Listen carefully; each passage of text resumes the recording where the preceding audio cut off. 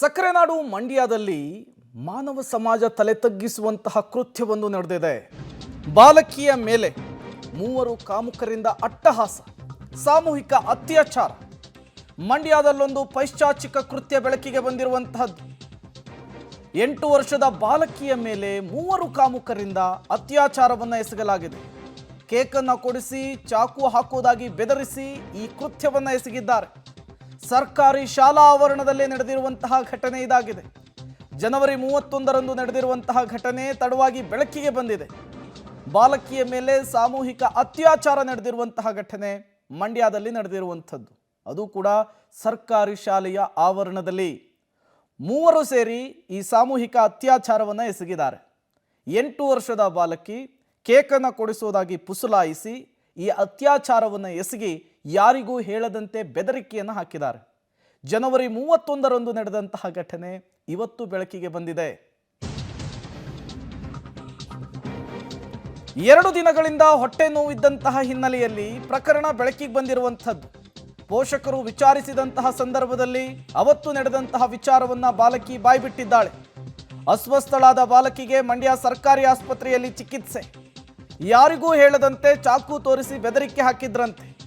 ಹಾಗಾಗಿಯೇ ಬಾಲಕಿ ಯಾರ ಬಳಿಯೂ ಕೂಡ ಹೇಳ್ಕೊಂಡಿರಲಿಲ್ಲ.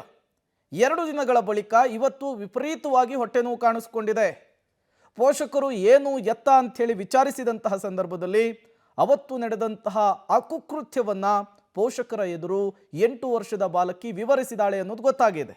ಮತ್ತಷ್ಟು ಡೀಟೇಲ್ಸನ್ನು ಕೊಡ್ತಾರೆ ರೋಹಿತ್, ಏನಿದು ಮಂಡ್ಯದಲ್ಲಿ, ಅದು ಕೂಡ ಸರ್ಕಾರಿ ಶಾಲೆಯ ಆವರಣದಲ್ಲಿ ನಡೆದಂತಹ ಘಟನೆ ಇದು? ಯಾರ 3 ಜನ ಅನ್ನೋದೇನಾದ್ರೂ ಗೊತ್ತಾಗ್ತಾ ಇದೆಯಾ? ಏನೆಲ್ಲ ಬೆಳವಣಿಗೆಗಳಾಗ್ತಾ ಇದೆ ವಿಚಾರಕ್ಕೆ? ಪ್ರೇಮ್, ಆ ಪೈಶಾಚಿಕ ಕೃತ್ಯವನ್ನ ಮಾಡುವಂತಹ ಆ ಒಂದು ದುಷ್ಕರ್ಮಿಗಳು ಇನ್ನೂ ಕೂಡ ಯಾರು ಅಂತ ಹೇಳಿ ಕೂಡ ಪತ್ತೆ ಆಗಿಲ್ಲ. ಯಾಕೆಂದ್ರೆ ಈಗಷ್ಟೇ ಕೂಡ ಈ ಒಂದು ಪ್ರಕರಣ ಬೆಳಕಿಗೆ ಬಂದಿರುವಂತದ್ದು. ಅದು ಕೂಡ ಮಂಡ್ಯ ಜಿಲ್ಲೆಯಲ್ಲಿ ಈ ರೀತಿಯಾದಂತ ಒಂದು ಪ್ರಕರಣ ಆಗಿರುವಂತದ್ದು ನಿಜಕ್ಕೂ ಕೂಡ ಬೇಸರದ ಸಂಗತಿ. ಮತ್ತೆ ಯಾರಿಗೂ ಯಾವ ಎಲ್ಲೂ ಕೂಡ ಈ ರೀತಿಯಾದಂತ ಘಟನೆ ಆಗ್ಬಾರ್ದು. ಅದು ಕೂಡ 8 ವರ್ಷದ ಪುಟ್ಟ ಬಾಲಕಿ ಶಾಲೆಗೆ ಹೋದಂತ ಸಂದರ್ಭದಲ್ಲಿ ಅಲ್ಲಿ ಮೂವರು ಆ ಬಾಲಕಿಗೆ ಕೇಕ್ ಕೊಟ್ಟು, ಜೊತೆಗೆ ಆಕೆಯನ್ನ ಪುಸ್ಲಾಯಿಸಿ, ಜೊತೆಗೆ ಚಾಕುವನ್ನ ತೋರಿಸಿ ಈ ರೀತಿಯಂತಹ ಕೃತ್ಯವನ್ನ ಮಾಡಿರುವಂತದ್ದು ಬೆಳಕಿಗೆ ಬಂದಿದೆ. ಸದ್ಯ ಬಾಲಕಿ 2 ದಿನಗಳಿಂದಲೂ ಕೂಡ ಹೊಟ್ಟೆ ನೋವು ಮತ್ತೆ ತೀವ್ರ ರಕ್ತಸ್ರಾವದಿಂದಲೂ ಕೂಡ ನರಳುತ್ತಾ ಇತ್ತು. ಆರೋಗ್ಯ ಸಮಸ್ಯೆಯಿಂದಾಗಿ ಏನೋ ಆಗಿರ್ಬೋದು ಅಂತ ಕೂಡ ಮನೆಯವರು ಕೂಡ ತಿಳ್ಕೊಂಡಿದ್ರು. ಆದ್ರೆ ಇದೀಗ ಇವತ್ತು ಆ ಒಂದು ಬಾಲಕಿ ತನಗಾಗಿರುವಂತಹ ಒಂದು ದೌರ್ಜನ್ಯದ ಕುರಿತಾಗಿ ತನ್ನ ಮನೆಯವರ ಬಳಿ ಹೇಳ್ಕೊಂಡಿರುವಂತದ್ದು. ಇದೀಗ ಮಂಡ್ಯ ಮಿಮ್ಸ್ ಆಸ್ಪತ್ರೆಯಲ್ಲಿ ಆಕೆಗೆ ಚಿಕಿತ್ಸೆಯನ್ನ ಕೊಡಲಾಗ್ತಾ ಇದೆ. ಈ ಬಗ್ಗೆ ಸದ್ಯ ಇದೀಗ ಪೊಲೀಸರು ಕೂಡ ಸ್ಥಳಕ್ಕೆ ಬಂದಿರುವಂತದ್ದು. ಆಕೆಯ ಬಳಿಯಾಗಿ ಒಂದಷ್ಟು ವಿವರಣೆಗಳು ಕೂಡ ಪಡ್ಕೊಳ್ತಾ ಇದ್ದಾರೆ. ಇದೀಗ ಆರೋಪಿಗಳ ಎಡೆಮುರಿ ಕಟ್ಟಲು ಕೂಡ ಪೊಲೀಸರು ಸನ್ನದ್ಧರಾಗಿರುವಂತದ್ದು. ಪ್ರೇಮ್, ಥ್ಯಾಂಕ್ ಯು ರೋಹಿತ್, ತಮ್ಮೆಲ್ಲ ಮಾಹಿತಿಗಾಗಿ.